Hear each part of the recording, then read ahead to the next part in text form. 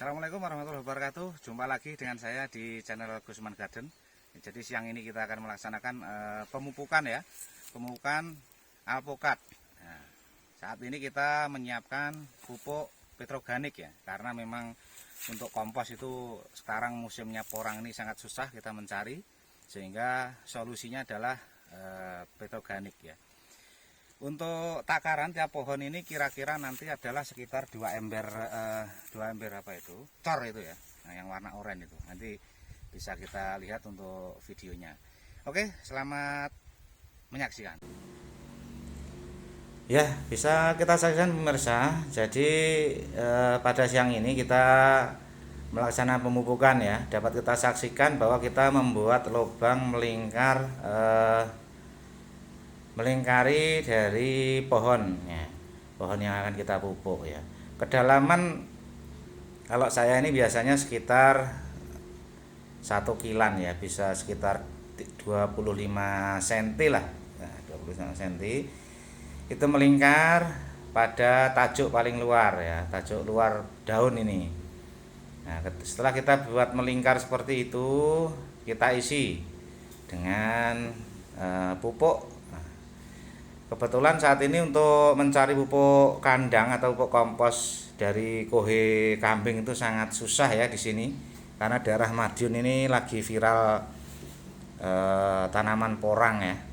Nah, sehingga banyak yang kepake untuk tanaman porang. Ya. Untuk mensiasatinya kita hanya memakai saat ini adalah petroganik. Ya, petroganik ini bisa juga dipakai, malah dia lebih aman karena untuk jamur dan lain sebagainya sudah mati ya, karena sudah melewati proses pemasakan di pabrik ya. Ya, ini usia tanam alpukat ini kurang lebih 2 musim atau sekitar 2 musim tuh berapa itu, 18 bulan ya, belum sampai 20 bulanan. Ini sudah perkembangannya sangat bagus. Ini adalah alpukat yang ini lokal, ini lokal. Ini perkembangannya ternyata lebih cepat daripada alpukat yang sudah terkenal itu, seperti Miki. Nanti juga ada, saya juga tanam di sini Miki. Jadi ini masih semacam riset ya. Nanti mana buah yang baik, kalau yang enak rasanya kita akan kembangkan. Kalau memang nanti rasanya kurang meyakinkan ya, nanti akan kita top working dengan alpukat yang sudah terkenal ya. Ini Miki nih ya, ini sebelah. Nah, ini Miki, usianya sama, usia tanamnya 2 musim 18 bulanan ini, tapi untuk tingginya masih kalah tinggi dengan alpukat lokal ya. Ini makanya nanam alpukat itu kita coba dulu di lahan kita.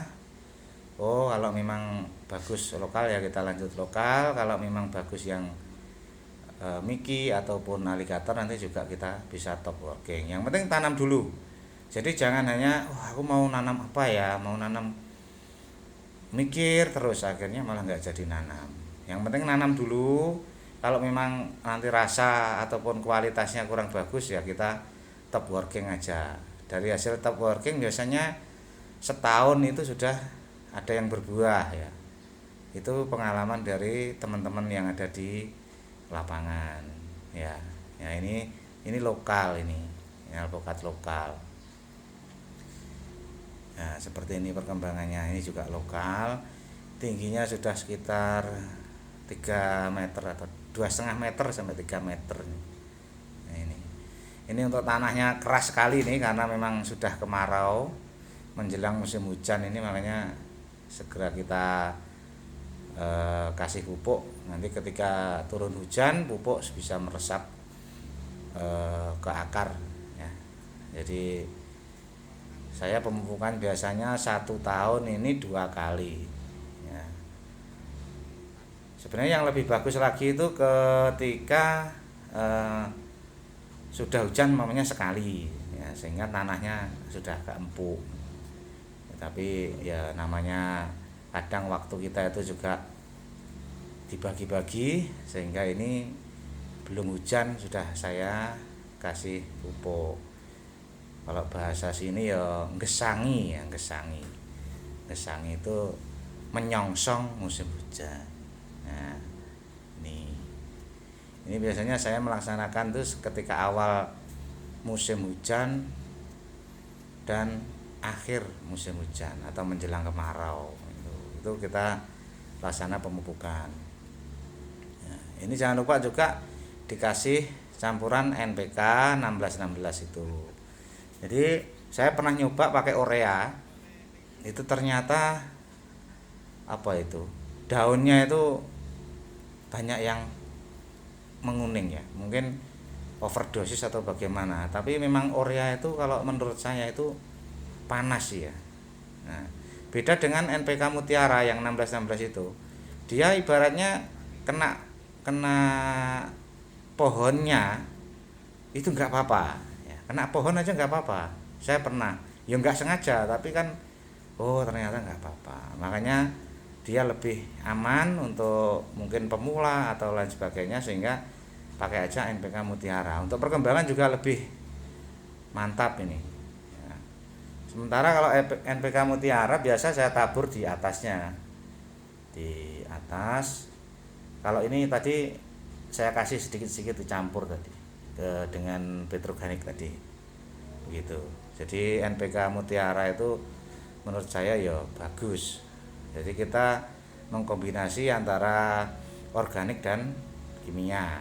Nah, itu.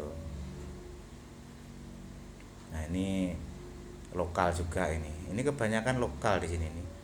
Yang lainnya adalah Markus, Alligator sama Mickey.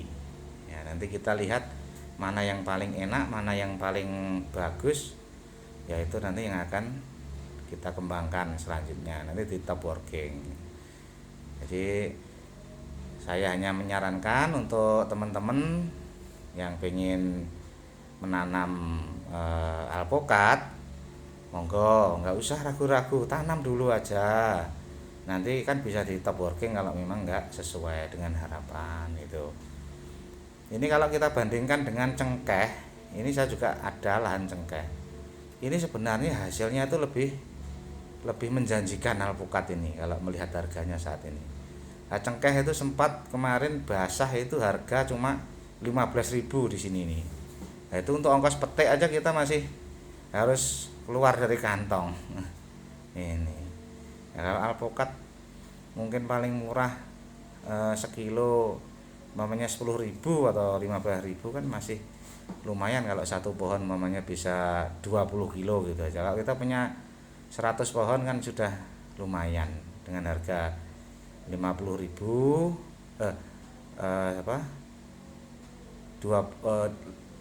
15.000 atau 10.000 dengan umpamanya satu pohon menghasilkan 30 kilo kan sudah bisa berapa itu kan lumayan itu. Dan metiknya juga nggak terlalu susah-susah amat, beda dengan cengkeh. Cengkeh itu metiknya susah karena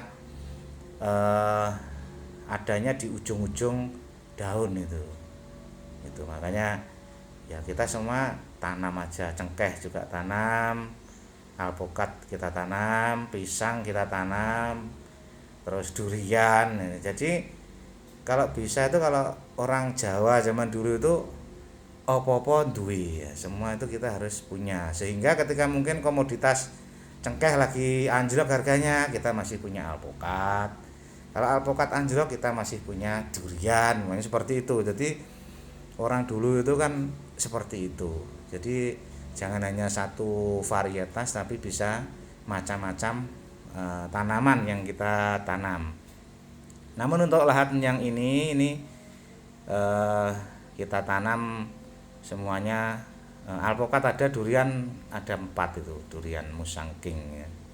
Kita ya coba-coba. Cuma kalau durian ini memang ekstra ya untuk perawatannya, harus menyiram tiap hari ya, minimal seminggu 2 kali. Padahal ini dari rumah agak jauh, makanya ya itulah, kita kasih jerigen, kita lubangi kecil sehingga ketika kita siram-siram itu untuk tanahnya masih agak basah.